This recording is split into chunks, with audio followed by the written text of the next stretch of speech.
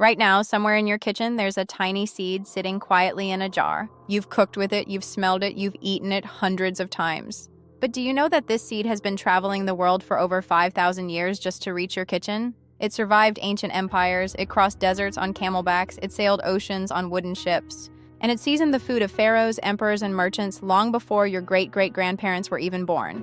That seed is jeera, also known as cumin, and trust me, by the end of this video, you will never look at it the same way again. Chapter 1.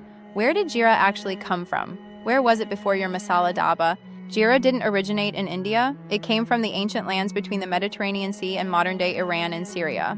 Archaeologists have found cumin seeds in Syrian settlements that are nearly 5,000 years old, dating back to the Bronze Age. Think about that. Someone was cooking with this exact same spice when the pyramids were being built. The climate was perfect, long, scorching summers and dry soil. Unlike tropical spices, cumin thrived in semi-arid land. That made it easy to grow, easy to carry, and easy to trade. A superstar spice was being born. It wasn't just flavor, it helped preserve food at a time when there were no refrigerators or freezers, and just like that, a superstar spice was born. Chapter 2. Jeera and the Pharaohs. Can you imagine a spice so valuable people were buried with it? The ancient Egyptians were obsessed. Archaeologists found cumin inside tombs as an offering for the afterlife.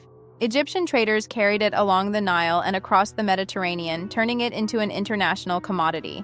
Chapter 3. Did the Romans really spread jeera? The ancient Greeks loved it first. When the Romans built history's greatest empires, they took cumin everywhere they went. Wherever Roman roads were built, cumin followed. In the Middle Ages, people carried cumin seeds at weddings. It was associated with loyalty and love, protective and delicious.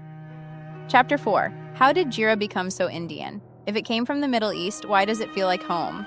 Thousands of years ago, ancient merchants crossed deserts and mountains carrying silk, textiles, and spices. India adopted cumin completely. The climate of Rajasthan and Gujarat turned out to be perfect. Today, India is one of the largest producers on the planet. What started as a foreign seed became the heartbeat of Indian cooking. How incredible is that? Chapter 5. Jeera sailed to America. Did you know that tacos in Mexico owe something to this seed?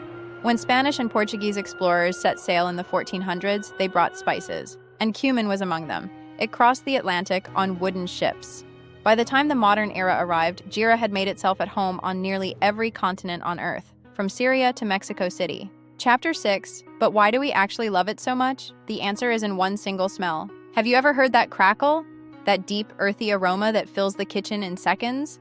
It's one of the most recognized smells in history. Ancient cultures used it for wellness. Ayurvedic traditions have long associated jeera with digestion, a tradition of trust 5,000 years old. So the next time you reach for that jar of jeera, stop for just a second. Ask yourself, how did this get here?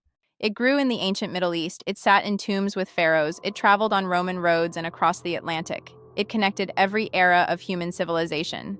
You're continuing a tradition older than most religions and nations. That tiny seed has quite a story to tell. Like and subscribe for more spice journeys.